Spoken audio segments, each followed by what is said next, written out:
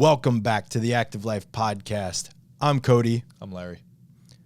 Today, we're talking about the beliefs of the best salespeople in the world, the world-class salespeople. I'm in. Last episode, we talked about what not to do. This is going to be your takeaway for what to do. Yeah, if you guys did not hear the episode on what not to do, remember that the things you're doing wrong are creating more of a backslide for you than the things you're doing right are creating forward momentum. So make sure that you understand the things to avoid, count the ones you're doing, audit those, and then stop doing them. Today will be very much about what you can start focusing on doing correctly. Love it. We're going to start this conversation with a statement that you made earlier. Sales is collaborative. What does that mean? Well, I believe that the best sales in the world are always shared decisions. To address the elephant in the room, I think that a lot of people have a negative connotation around sales. And I used to also. I used to think that sales was figuring out how to get something from someone that they did not want to give you, that was not going to be a good trade for them, for your benefit. That's what I used to think sales was. And I understand that it's the opposite now when it's done as well as it can.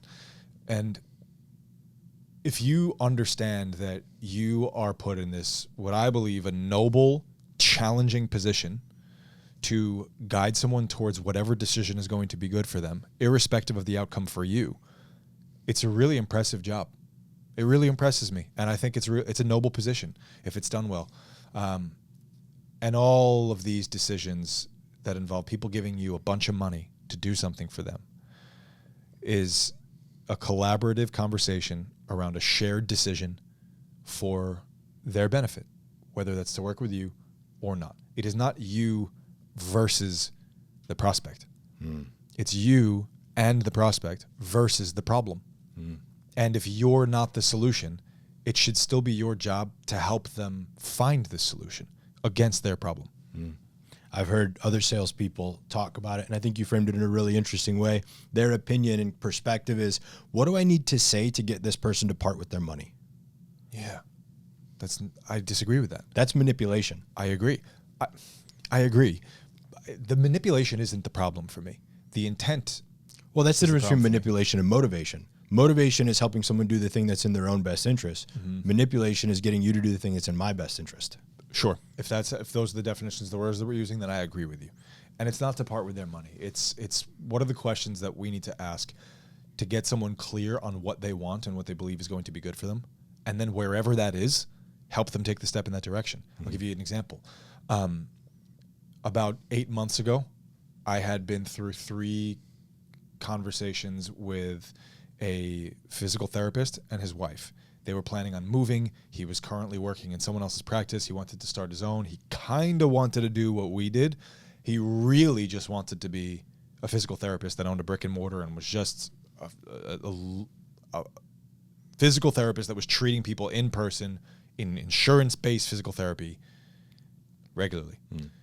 And when that came to be apparent, I told him, man, we should stop all conversations about us helping you. Do you know where you want to go to help you build the brick and mortar business, like so that it's got its feet on the ground before you even move? And he was like, yeah, I do. There's this pilot program going on with a guy that I really trust. I was like, Matt, please go enroll in that right now and text me when you do. And that guy sent me a 90-second testimonial video thanking me for the conversation we had in creating clarity for him and telling him not to buy from us. That's so cool. That's a win-win. Yeah. So we have some principles of the beliefs and behaviors of these world-class salespeople. The first one is that the world-class salesperson expects I'm not sure as part of the process. Yeah. How is I'm not sure different than no? If someone is, well, first of all, 1 out of 100 people are going to mosey on in and say, hey, here's my credit card. Yeah. That's not the basis of you building a business. The difference between no and I'm not sure is if someone is telling you no, they are telling you that they are not interested in what you have to give them. If someone is telling you I'm not sure, or I got to think about it, or this is really expensive, or I got to talk to my wife, or whatever, what they're saying is I'm not clear on whether or not this is a good idea. Got it.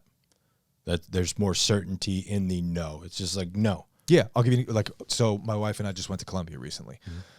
There were We probably encountered 200 salespeople in the streets trying to sell us everything. And before the guy with the pamphlet offering the tour got the whole sentence out of his mouth, I waved no thank you. I know what he was selling and I'm uninterested. Before the guy at the Chinese restaurant said, would you like to take a look at our menu? I waved no thank you. We're not interested. I know what I want. I know what I don't want. No is I'm not interested in that. I don't want or need it. That's helpful. So most of sales, this is the second principle, most sales actually start or they happen after that I'm not sure. Correct. So there's a front half of a sale and there's a back half of a sale. The back half of the sale is everything after you have told someone, well, this is a good idea for you and you should sign up for it. That's the back half of the sale, everything that happens after that. There would be no back half of a sale if everyone was like, well, great, here's my money. That's not how that goes. The real work where you have to roll up your sleeves starts on the back half. And that's the job. That is your job. Your job is not to say, hi, my name is Sarah. I'm great. And if you signed up for me, I would change your life. And then expect people to give you a credit card. That's not how reality works. Yeah. That's how you get the conversation started. I would not recommend starting the conversation that way. Probably not exactly that way. But that's how you put someone in a position to evaluate, well, okay, what are we talking about here? Okay. The first ask should happen in the first half. Balance that out with me where there's the back half of the sale, but the first ask should actually happen in the first half of the sale. Yeah. So remember the easy part is talking about your process and gathering people's goals, and that's the easy part. The hard part is helping someone through the decision of a huge jump that they're going to make and parting with a ton of money. So what that means is you really need to give your customer the time and the space to gather all of the information that they need and evaluate the basis of their decision so that they end up with a clear decision. I'm going to do this or I'm not going to do this. You don't get to present your customer with that opportunity if you've spent 55 of your 60 minutes gathering information from them and presenting yourself in the process and this, that, and the other thing with 5 minutes left to then give them the price and ask them to buy. It's not going to give them enough time and space to evaluate their decision completely because people need to know what the trade is in order for them to evaluate and make their decision. This is why people end up getting to the end of a thing where they're like, this is going great. And then they tell people the price and they're like, I thought you were a shoo-in. And then you said no. So we want to, whatever amount of time you have for your consultation, 60 minutes, 90 minutes, 2 hours, get good at doing the first half of a sale in the first half so that you have the information and have exchanged whatever information you need for you to now predicate asking for the first time. Okay. So the first half is where we do all of the information gathering on both sides. Make sure that you understand as the consumer and I understand as the professional. Here's the process. Here's your goals. We're the perfect fit to help. At your halfway point, that's when the first ask comes up. Is that what you're saying? That's right. Okay. Obstacles. Now we get into the fun part of the conversation. Obstacles versus objections. Yeah. What's the difference? So first of all, just because it's a common word, we use objection. I don't like the word objection. Okay. I prefer the word resistance or uncertainty because that's what it is. If everyone were completely clear and certain on a purchase decision with this like immediate transparency all the way head to toe certainty all the time, there would be no need for a sales product. No one would ever be deliberating anything ever. Yeah. People would just be buying things and services all the time without ever spending a time. So this is all about certainty, people's threshold for that, and any resistance they have based on what they do or don't understand. The difference between an obstacle and an objection is an obstacle is anything that people present before you've asked them to buy. An objection is anything that people present after you've asked them to buy. I'm going to give examples of each of these. Let's say that you have a 2-call system. The first one is a discovery call where you take up to 30 minutes to evaluate whether or not someone should even be a customer. And the second one is a consultation that's 1 to 2 hours where you've clearly identified someone could be a fit.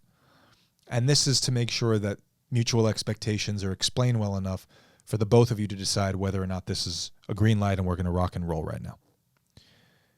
An obstacle is something that you might hear on a discovery call or the beginning of a consultation where you hear someone say, yeah, I just, I don't know that I'm looking to start anything right away. I'm just really checking out my options. I'm not inviting anyone to a consultation who tells me that they're not interested in beginning help. Why would I spend 2 hours talking to someone that I already understand is not interested in help right now? So if I hear someone say something like, I'm not sure that I'm looking to start anything, I need to clarify that before I move forward on a process. If I ask them a question like, well, so even if you found the perfect thing right now, you're just not looking to begin it either way? No, probably not. Got it. What I would recommend then is that you continue to do things as you are. Don't waste any time with me here on this call. And when you get to a point where you know that you are ready to start making change around this, then I would start shopping around for what the best thing to do for yourself is. I wouldn't get on calls with anyone right now. You don't want anything, right? If on the other side of me saying you should do this, here's how much it costs, someone starts to say something like, that's really expensive. I need to talk to my husband. I don't know that now's the right time for me to do something like this. Well, now we're dealing with an objection that really points to an uncertainty or resistance around the process or what they expect that they should be getting from this. It's a different kind of thing. Or their ability to follow through with the thing. Correct. I want most of my work, and what I've seen is that most of the best salespeople make most of their work focus on obstacles. And the more obstacles you can overturn together with the customer, and the more of those you can dissolve and solve and get clear on together, the fewer objections you're going to have on the other side. If you're not having the conversation around price early, then how are you uncovering the obstacles around the financial commitment? Well, you can give someone the expectation that it would be a big investment and find out whether or not they're interested in making a big investment if it meant that they were going to get a set of outcomes that were totally worthwhile to them.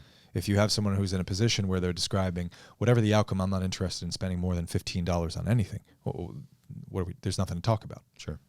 Okay. That's helpful. Well, there is. You could refer them to like some sort of like app. Yeah. Or like template subscription. Right. Yeah, something that costs like less than $15. But there's no use in explaining or talking about your process if you already know someone's not in the market. Right. That makes sense to me. Be proud of sticker shock. This took me a while. Do you want to sell the cheapest thing or do you want to sell the best thing? Like, think about any salesperson in any industry. Like, do you want to take pride in selling the cheapest things? Or do you want to take pride in selling the best things? If someone is shocked at the price, you know the value that they're going to get from it. And that value is what you should be proud of because you know what goes into it that makes it that expensive.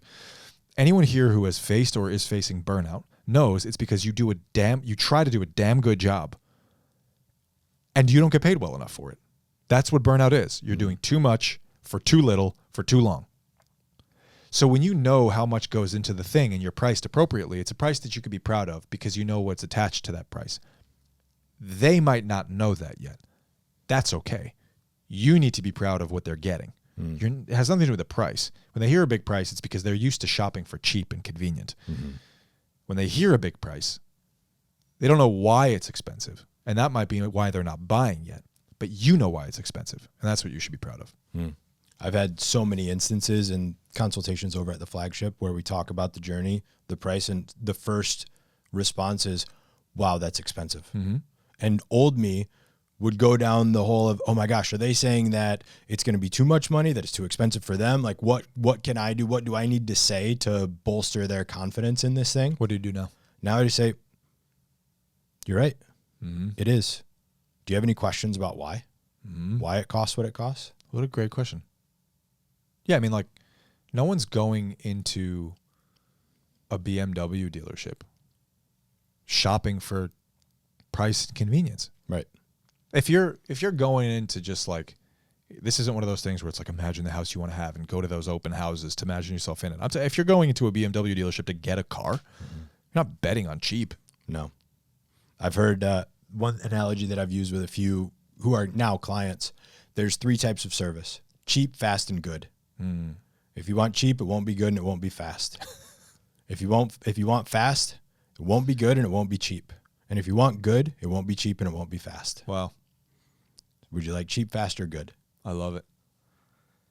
Next one on here that I have is, it's helpful. The best sales tool is belief.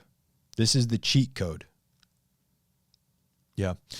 Well, one thing that all right, so full transparency here, if I'm going to be completely vulnerable, one thing that I have been trying to reconcile in my role in sales is one thing that I had seen time and time again that I have countless evidence for before I worked in a sales position ever, before I ever had to convince anyone to do anything for money, is that I was the most, according to lots of other people, I was the most believable person that a lot of people had ever met. So I've been told by a lot of people, you need to be careful what you say because everyone believes you. I can see that about you. You're just really convincing. Yeah. And when I look back, I think about countless times where I got myself and other people into things because of how much conviction I had around the thing that I wanted to get into. Sometimes it turned out great. Sometimes it sucked. I hold back there because I've had my own sales stuff to work through around resistance to being that convincing to people. But what I have found is that every time what I am bearing in mind is the intensity of belief I have around how the thing is going to go for the person that I'm talking to. They can't really walk away from that magnetism. And if you truly believe, turn it up to 10, because the person might be in a completely logical situation where they believe if they did it, it would work. They just don't believe in themselves. And they'll borrow your belief for them. That'll get them through. And then on the other side, they're just immeasurably grateful. I don't know where I would have been had I not started something like this. I'm sure that there's at least one person here who's heard that. Hey, it's Dr. Sean here reminding you that if you are a coach who wants to fill the gap neglected by fitness and healthcare, and you want to make a career doing it, we might be able to help you. Head to the show notes. There's a link there. You're going to click that link to download the ALP curriculum. That's the stuff that we teach to coaches over the course of 13 months to turn them into world-class professionals who never have to worry about missing a paycheck again, doing work they love to do. Go ahead and check that out, and I'll see you on the other side. Let's get you back to the show. Something I've heard a bunch of times, especially recently, is that no one buys logically. They buy emotionally. And then they justify it with logic. Now might be a great time to point out how cute we look in our opposite colors. I like it. You army green pants, me army green jacket, me black pants, you black shirt. We didn't even coordinate this ahead of time, but We're just we could have. universal perfection. So yeah, so people buy emotionally and then justify with logic. I think that's true. And in some ways I do and don't subscribe to that. I like to tell people I think a lot of people have heard that. And I like to tell people very straightforwardly, look, I want this to be an emotionally compelling and logical case for you. I tell people that very straightforwardly. I don't want people to just make an emotional decision. Agreed. And if you're making a logical decision that isn't emotionally compelling, you're probably not going to find a lot of fulfillment in this. So I'll get to a point where people are like, look, I can tell that this is an emotionally compelling case for you because you're really interested in the work, but I want the decision to do this to be a logical one. So let's walk through that. Yeah, that's a good habit and a good distinction. It's not just getting someone or helping someone get into that emotional state where they're making that emotional decision. I don't want to sell people on the emotion of the thing. Because those things ebb and flow. You could, like, one day out of this month, I'm in a bad mood and I'm not a buyer. Correct. And by the way, if someone's emotionally compelled to the thing and you walk them through the logic and they still don't do it, they're not being coached. They're just not coachable there. That's a good way to differentiate. If someone's at the edge where they've decided this is the most emotionally compelling thing I could do, logically, I believe it would work. I want to do it, and they don't. Well, I mean, that's leading the horse to water. Yeah, they're not ready. They're not ready. This leads really well into the next one. Help them make the decision, even if it's not to buy. Yeah. Well, we spoke to this a little bit earlier, right? So this idea that if people could walk themselves to the right habits, purchases, ways of being, they would all be doing it. Mm-hmm. People can't walk themselves through the basis of their thinking and their decision making, which is why coaches exist, which is why therapists exist, which is why mentors exist. So your job is not to make them make a decision to buy from you. Your job is to help them make a decision in any direction that they ultimately believe is the most productive one. Mm. Just like that guy, Matt, that I told you with the physical therapy clinic. Mm-hmm. So you should be asking them questions to help them clarify their desires and their motivations. And then you should be helping them take that step, whether it's with you or it's someone else. How do you know when you've gotten to the bedrock there with asking those questions? That's something that I run up against sometimes. Like, it all seems very surface, and we try to dig a little bit deeper to get to the why do you want to do this, what success, like, and sometimes it doesn't go very far. How do you help people get to the bedrock? How do you know when they're there?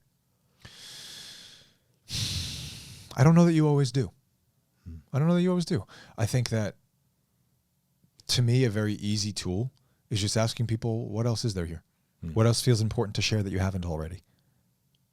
Like, let someone get annoyed with how much you're continuing to look for more. What other stones are there to turn over here? There are a million ways you could ask it. What else? Anything else coming up for you? What else should I have asked you that I didn't? I think that you can look for a variety of ways for you to peel back the next layer. And if people are stuck on the same thing, I would just ask someone straightforwardly, do you feel like the most important thing to you has been shared already? And if they say yes, then take them for their word. I like that. In the consultation, I love that what else question. Mm-hmm. And I'll do that to the point where sometimes people will go, is there an answer that you want me to give? Yeah. And I'm like, no, my job is to ask the question until we get to this point right here. Perfect. So I appreciate you sharing that with me. We can move on. I love it. I think that's very well done. Next, isolate the objection before solving it. So we have the clarity between obstacles and objections. Isolate the objection before solving it. What does that mean? Yeah. So, well, there are a few different categories of objections here. The broad categories of objections that we think about are the program or the product or the service fit, the cost value discrepancy, what it costs compared to what people think it's worth, time, and there are a few subcategories of time. Not the right time of year. They don't have the right time to do it. When X, then Y. Another one is authority. I got to talk to my accountant, my husband, my wife, my friend, my dog. And then the last one is themselves. So when we think about those categories of objections, anytime that you hear someone saying, I have to think about it, well, the answer isn't just, well, there's nothing to think about. We already talked about the whole thing.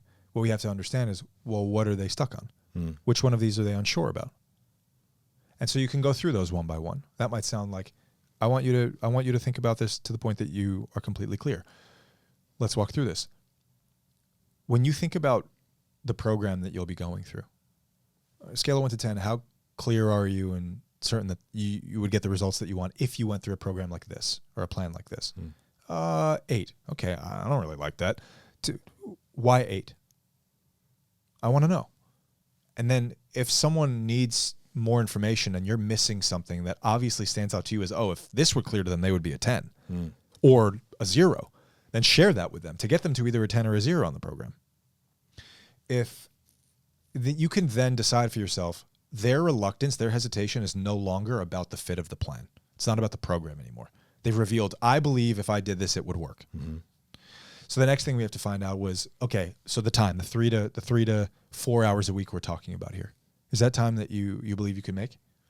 I think so. I take that as a no. Okay, so they're stuck on time here. We have to figure out what we're talking about. So let's go deep in clarifying and dissolving this time as a thing. Tell me what you're not sure about. Well, I'm worried about being able to rearrange my schedule with kid pickup. Okay, that's a reasonable concern. Is there a way that you see your kids getting picked up from school consistently and you finding time from this, if there were time available in the AM and the PM for you? I guess I can make that work. Okay. Is that something that you could see yourself committing to working with if we helped you do that?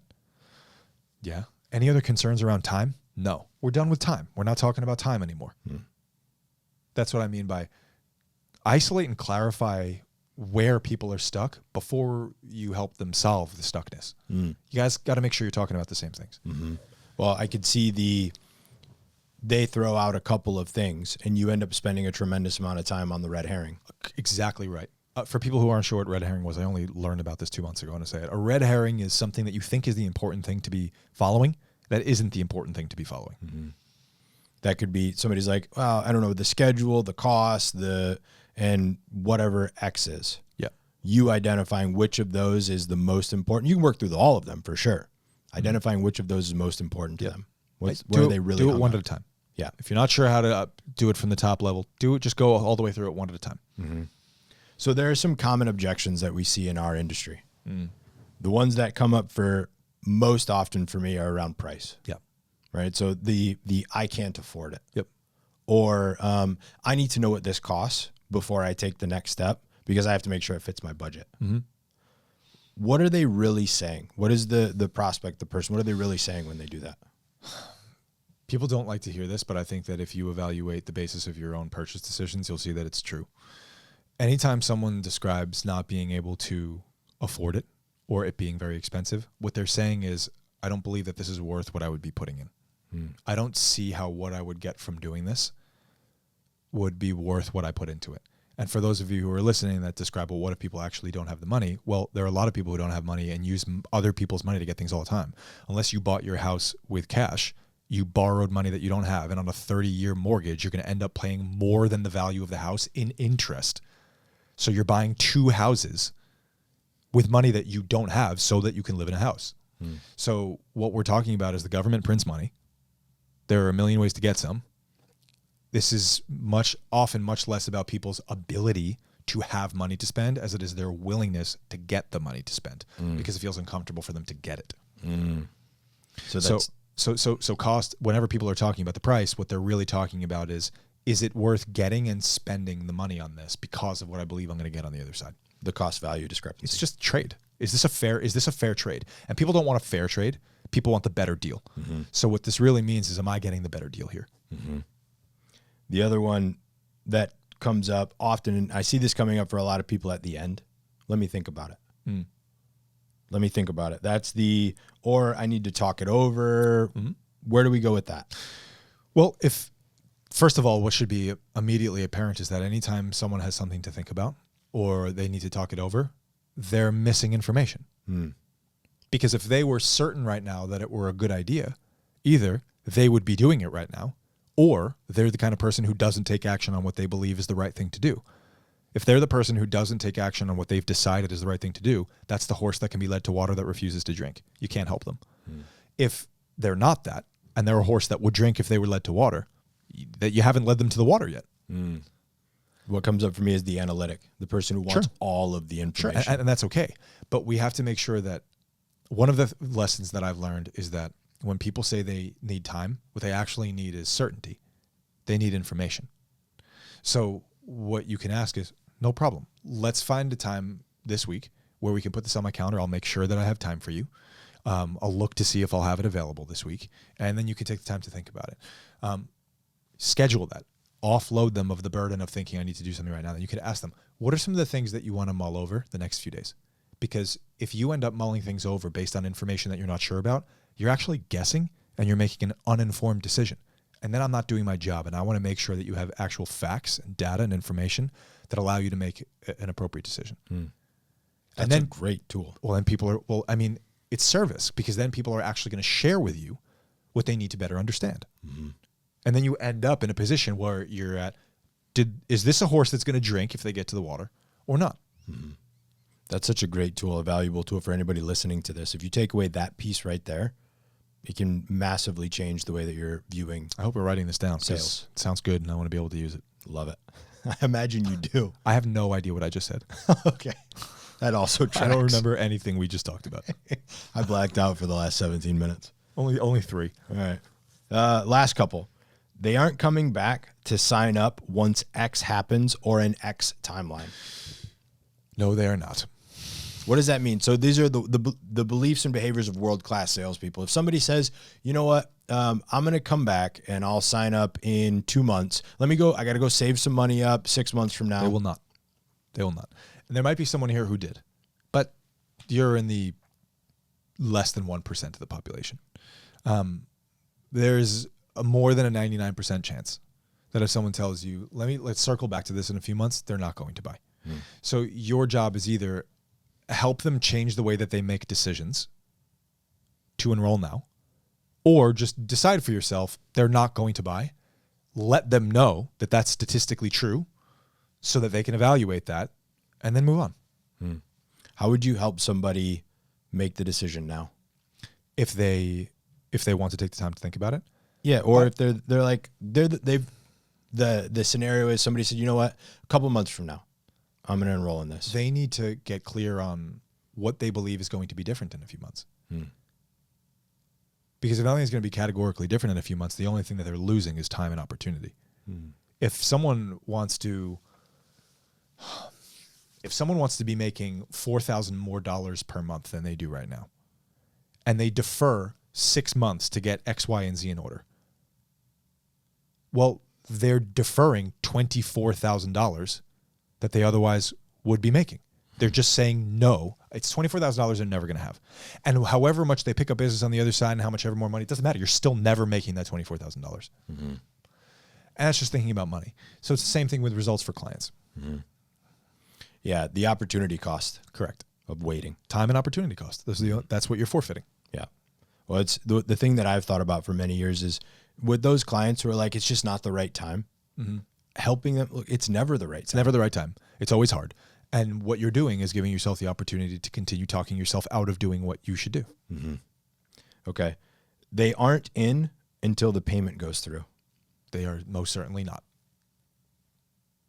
I am embarrassed at the number of times that someone has sold me that they just need to wait for their paycheck to come through tomorrow. And they were like burning 10 out of 10 yes. And then there's a text message at 7 a.m. saying, hey, I actually am not sure this is the right thing. Unfortunately, I don't think it's the right time. We can circle back down the road. You don't count a chicken until it hatches, period. And you shouldn't treat it as if you have until they have.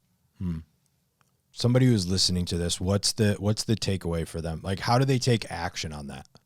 How do they take action on what? On that, the idea of they aren't in, they've had the person, they're going to see the people in the future who are like, tomorrow we'll enroll. You treat the sale as you basically extend and do another rep of whatever due process is for nurturing a relationship and building certainty and trust between now and then. I don't care if they're going to call you back in 3 hours. You either hold your breath or you do something. But I mean, if you decide you want to cross your fingers, you can. If you decide that you don't want to cross your fingers, it's evaluating, once again, just want to double check these last things. You're 100% certain about this, this, and this. The only thing that needs to happen is that you need to get someone to Venmo you something, correct? What are the chances you believe this person Venmos you? What happens if they don't? What are we doing then? Seeing how much you can keep the conversation in this like shared, focused way is going to be really, really helpful. Yeah, I like that. It continues to present it in a way that it's you and the prospect versus the problem, not you versus the problem, or it's versus never the you prospect. versus the prospect. It's always you're a guide. You're here to be helpful. Last one. I'm willing to give the prospect a chance to bet on themselves. This is the one that could be the most liberating for a lot of people. There are a lot of people that feel bad taking someone's money that doesn't have a lot of money. And they feel pushy and they project the discomfort and they say, I'm just such an empathetic person that no, you're not. You're being selfish. How am I being selfish, Larry? You're being selfish because you want to avoid your own discomfort. You're not being empathetic because you don't want to make someone uncomfortable. If you're a coach, your job is to make someone uncomfortable in an intelligent way. So just no to all that. I hope you guys kill that story forever. You got to say that one again. What did I say? Our job as a coach is to... Your job as a coach is to walk someone through discomfort. So if someone tells you that they don't have a lot of money and they can't afford it and you feel bad, you're not empathetic because you don't nudge them. You're selfish because you don't want to face your own discomfort of nudging a disadvantaged person. That's a huge mindset shift. Yeah, it is. So what this means for you is you need to give them the opportunity and the agency to decide for themselves that they're worth betting on and that they're worth spending the little they have on. It's not your call how they spend their money, and it shouldn't be. If someone wants to take a loan out, I've talked to people that I've asked, if someone wants to take out a loan to work with you, would you let them? And they've said no. I was like, you're failing them. Don't do this. Don't do this work. Yeah. Why? Why wouldn't? Why you let wouldn't them? you? You don't. They can't make their own decision. Why are you the arbiter of whether or not they're making a smart decision? It's not your job to decide. It's theirs. Where it goes immediately, where my head goes, is you don't believe in the thing that you're selling. Yeah. Because if you believed in it so absolutely and so completely, you would be like, of course. No, but beyond that, it's. I don't care how much of an uncomfortable position the person is putting her family in if she decides to do this for herself. If she is deciding that it is going to net out to something good for her and her kids, why are you taking that decision making away from her? What right do you have to do that?